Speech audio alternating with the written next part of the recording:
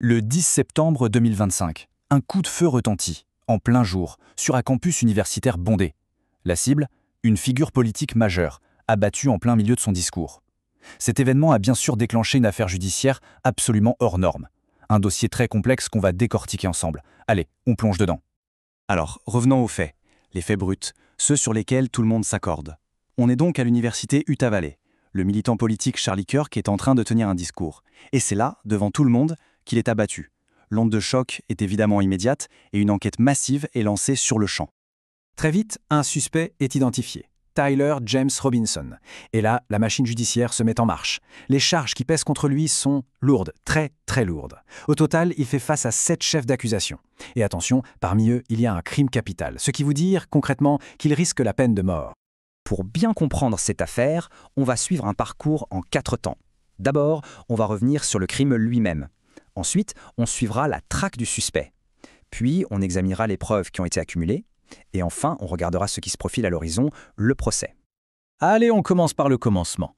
Retour sur ce fameux 10 septembre. Pour vraiment saisir ce qui s'est passé, il faut d'abord comprendre le contexte. Qui était la victime et que faisait-elle là, ce jour-là? La victime, Charlie Kirk, ce n'était pas n'importe qui. C'était une figure, disons, assez polarisante du militantisme conservateur, le fondateur de Turning Point USA. Ses spécialités, c'étaient les événements sur les campus universitaires, des événements qui attiraient souvent de grandes foules, mais aussi pas mal de protestations. Ce jour-là, il lançait une nouvelle tournée nationale. Grâce aux innombrables caméras de surveillance, les enquêteurs ont pu reconstituer le film des événements, presque minute par minute. C'est assez glaçant. On voit un individu arriver sur le campus, se diriger vers un toit avec une vue parfaite sur la scène, il se met en position, et puis, à 12h23, un seul coup de feu claque. La balle atteint Kirk. Malgré une intervention très rapide des secours, il décède à l'hôpital un peu plus tard.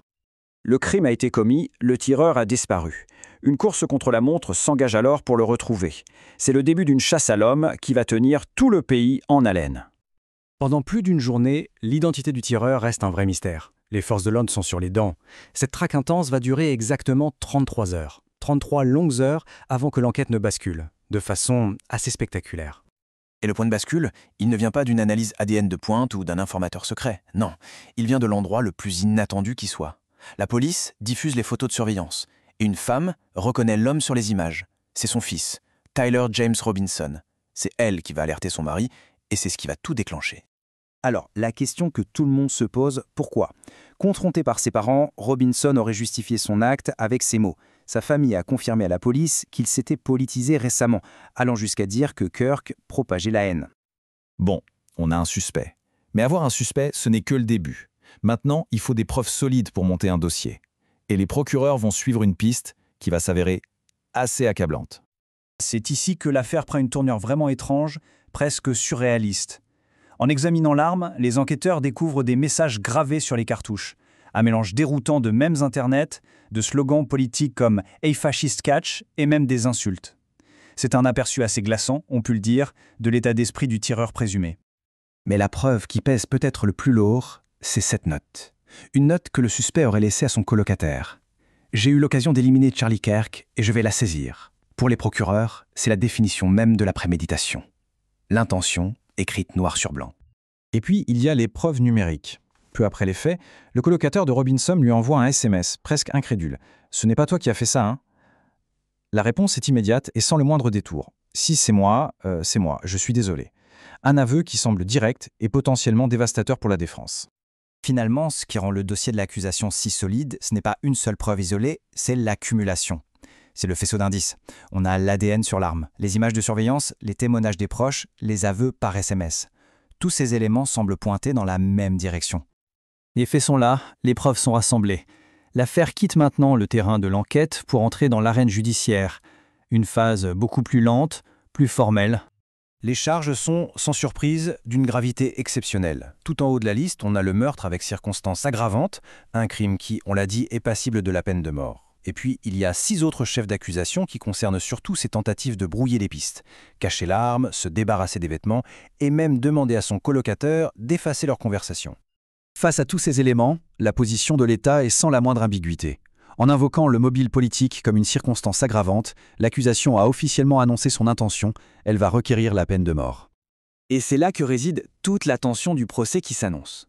D'un côté, il y a la thèse de l'État, un assassinat politique, ciblé. De l'autre, il y a un pilier fondamental de notre justice, la présomption d'innocence.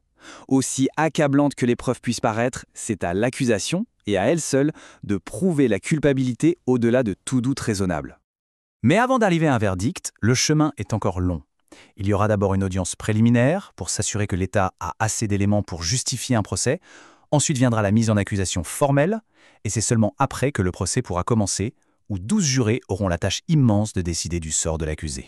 Et tout ça nous laisse avec une question qui dépasse ce cas précis. Dans une affaire aussi médiatisée, où les preuves semblent accablantes et où l'opinion publique a peut-être déjà son idée, comment est-ce qu'on peut garantir un procès qui soit véritablement équitable ? Comment s'assurer que la justice se base uniquement sur les faits présentés au tribunal et non sur le bruit du monde extérieur ? C'est tout le défi que ce procès devra relever.